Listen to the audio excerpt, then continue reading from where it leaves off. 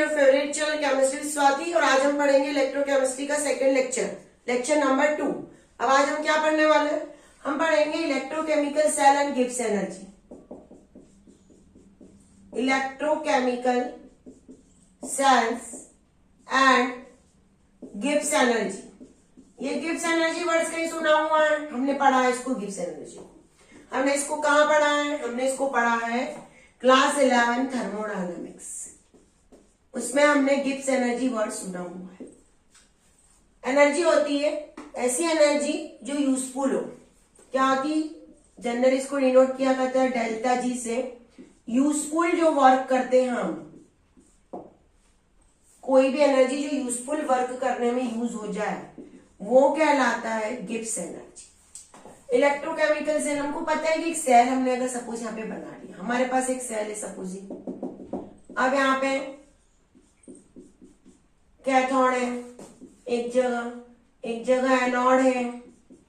YouTube से इसको connect कर दिया सॉल्ट ब्रिज से और इसमें पोटेंशियल डेवलप हो जाएगा। आपको पता है सबको कि इसमें क्या हो जाएगा, यहाँ पे पोटेंशियल डेवलप हो जाएगा। ऑल ऑफ यू नो, एक कैथोड का काम करेगा, एक एनोड का काम करेगा, बीच में होगा सॉल्ट ब्रिज, सॉल्यूशन भरा होगा। और जब हमने कैथोड और एनोड को किसी वोल्टामीटर से कनेक्ट किया तो हमको पता चलेगा कि वोल्टामीटर में रीडिंग आ जाएगी। ये होता है हमारा सेल। तो जो हमारा इलेक्ट्रोकेमिकल सेल होता है बेटा, उस इलेक्ट्रोकेमिकल सेल में केमिकल एनर्जी जो होती है, that chemical energy is converted into electrical energy. वो केमिकल एनर्जी ही इलेक्ट्रिकल एनर्जी में कन्वर्ट होती है। अब जो एनर्जी कन्वर्ट होती है तो उसकी वजह से क्या डेवलप होता है? पोटेंशियल डेवलप होता है। ये किसकी वजह से होता है? कन्वर्ट होती है and cell potential is develop due to transfer of charge. Charge के ट्रांसफर से होता है।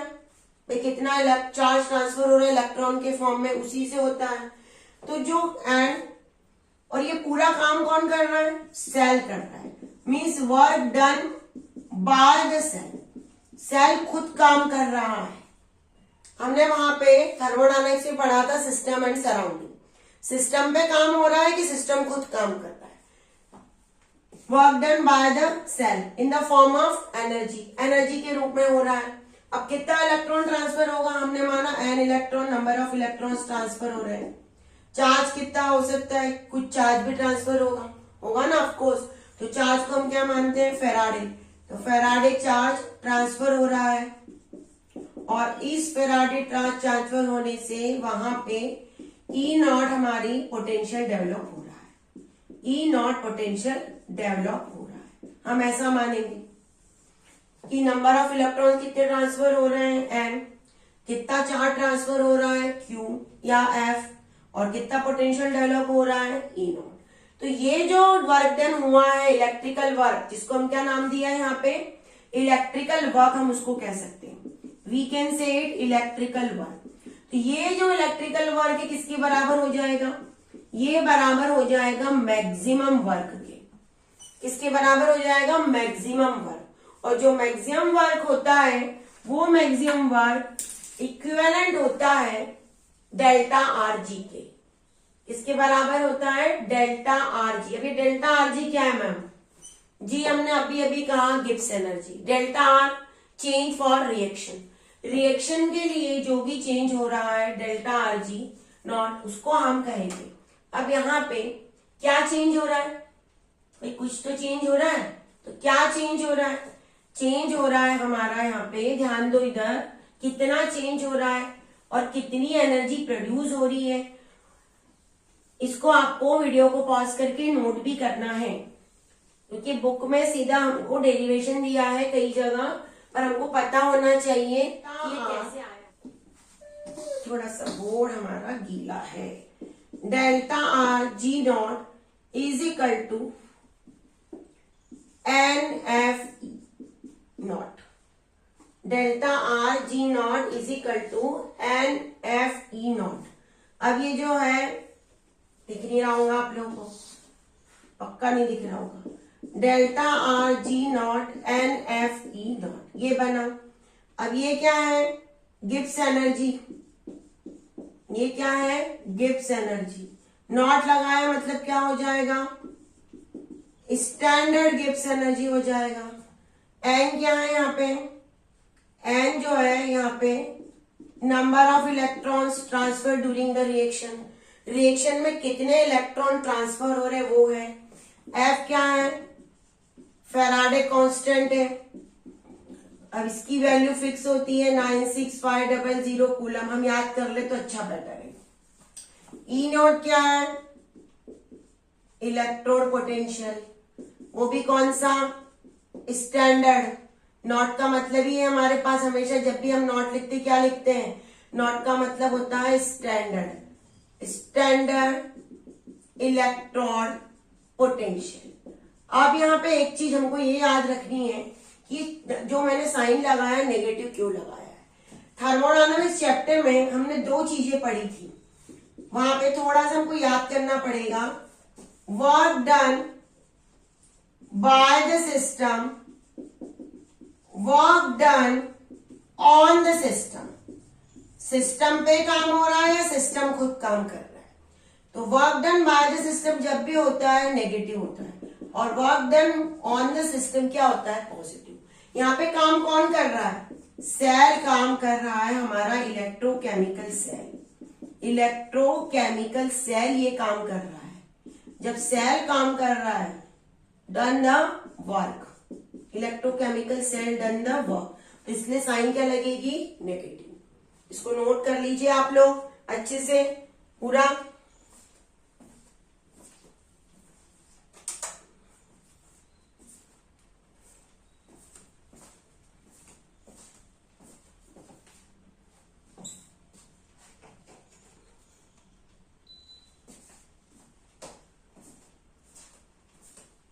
चलिए सबका नोट हो गया, ठीक है। अब हम इससे रिलेटेड कुछ न्यूमेरिकल्स करते हैं, तो हमको आइडिया आ जाएगा कि एग्जाम में क्वेश्चंस कैसे आएंगे और हमको इसको कैसे पढ़ना चाहिए। क्योंकि ये जो चैप्टर है, इस चैप्टर में 75% तो न्यूमेरिकल्स रिलेटेड क्वेश्चंस ही आते हैं और 25% ही आती है हमको थ्योरी। अब क्वेश्चन क्या है, ध्यान दो इधर। जैसे आपको कोई क्वेश्चन दिया है, calculate the delta r ji not, दिख रहा है कि नहीं दिख रहा है, थोड़ा सा लाइट हो गया होगा, थोड़ा सा लाइट चल रहा है, थोड़ा सा हम डार्क बना लेते उसको तो समझ में आ जाएगा कि मैंने क्या लिखा है। होता है ना, हाँ वैसे तो होता ही है। अरे भाई, calculate the delta r ji not for the reaction, कोई रिएक्शन है उसके लिए हमको डेल्टा आर जी नॉट को कैलकुलेट करना है। दैट इज अवर क्वेश्चन, ये हमारा क्वेश्चन है। अब क्या रिएक्शन है, रिएक्शन भी हमको दे के रखी है, हमको कुछ नहीं करना है। Mg plus CO2 plus gives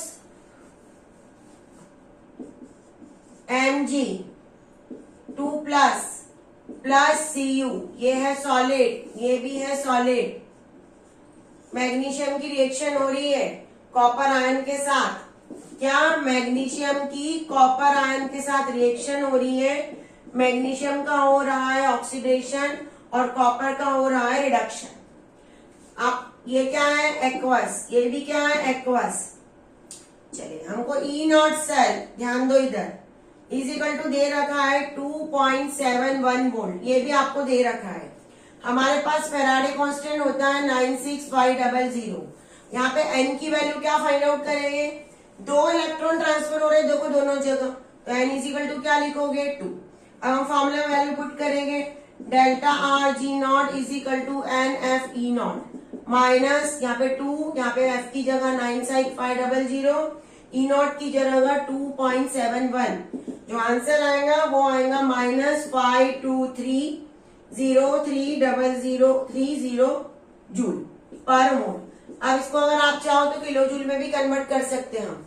according to आपकी सहूलियत, वहां पे अगर आपको लगता है कि आपके पास टाइम है बोर्ड एग्जाम में तो आप कर सकते हो, और अगर आपको जेई के एग्जाम में करना है तो टिक लगा के भी काम हो सकता है।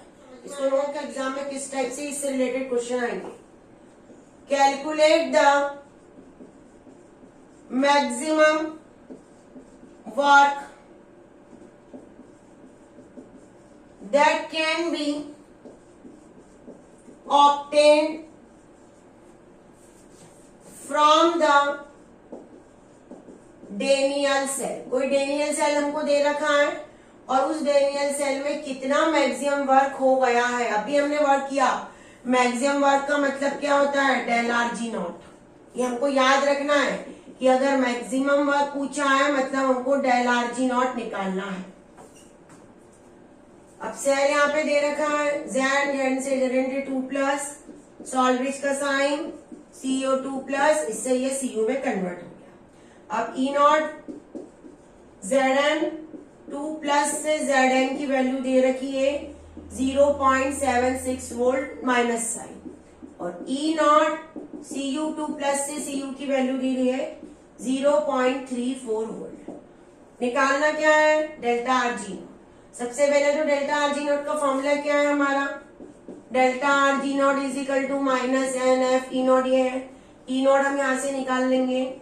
E naught cell is equal to E naught cathode minus E naught anode. ये हमारा फॉर्मूला है। कैथोड पे कौन होगा, ऑब्वियसली कॉपर ही जाएगा, हमको पता है। तो ई नॉट Cu2 प्लस से बना Cu minus E not Zn से बना है Zn+2 से Zn। लिखते समय हमको पता है कि एनोड के रिडक्शन पोटेंशियल को भी क्या लिखना है, एनोड को भी रिडक्शन पोटेंशियल में ही लिखना है। अब Cu की वैल्यू कितनी है हमारे पास 0.34। अब इसकी वैल्यू देखो, यहाँ पे वैल्यू देते समय उसने हमको ध्यान से रिडक्शन पोटेंशियल ही दिया हुआ है। Zn2 प्लस से Zn है मतलब रिडक्शन पोटेंशियल ही दिया हुआ है, ये हमको चेंज नहीं करना है कुछ भी। तो minus 0.76 minus minus plus, answer आ जाएगा हमारा 1.10 वोल्ट। ये हमको मिल गया। कितने इलेक्ट्रॉन ट्रांसफर हो रहे हैं, 2 ही हो रहे हैं, हमको दिख ही रहा है। तो हम लिखेंगे delta r ji not is equal to minus 296.00। F की वैल्यू, ई नॉट की वैल्यू 1.10। इसको सॉल्व करेंगे जब हम, तो आंसर हमको मिलेगा। इसको आप वीडियो को पॉज करके खुद जरा नोट कर सॉल्व करने की कोशिश भी कीजिए, क्योंकि कई बार हम क्या करते हैं, सब कुछ हमको रेडीमेड चाहिए होता है। हमको लगता है अरे सॉल्व तो करना ही नहीं पड़े। 212300 ये आंसर आएगा इसका जूल। अब किलो जूल करना हो तो 1000 से डिवाइड कर देंगे, ये आ गया आंसर। अब कहीं भी जगह आंसर देखो जूल में ही आएगा, क्योंकि एनर्जी है। तो ये भी याद रखना, कई बार आपको जानबूझ के वो कुछ और डायमेंशन दे देंगे।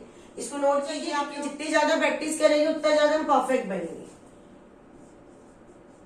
कैलकुलेट द सेल EMF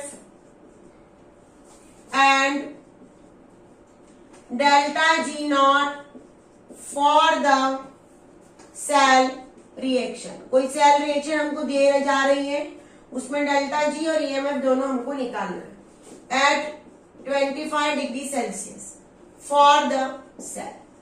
25 का मतलब है स्टैंडर्ड कंडीशन भी निकालनी है, क्योंकि ऑलमोस्ट सबको पता है 25 डिग्री सेल्सियस जब भी आए मतलब 298 केल्विन, और ये होता है हमारा स्टैंडर्ड। हम इसको स्टैंडर्ड मानते हैं, तो हमको स्टैंडर्ड कंडीशन में ही निकालनी है।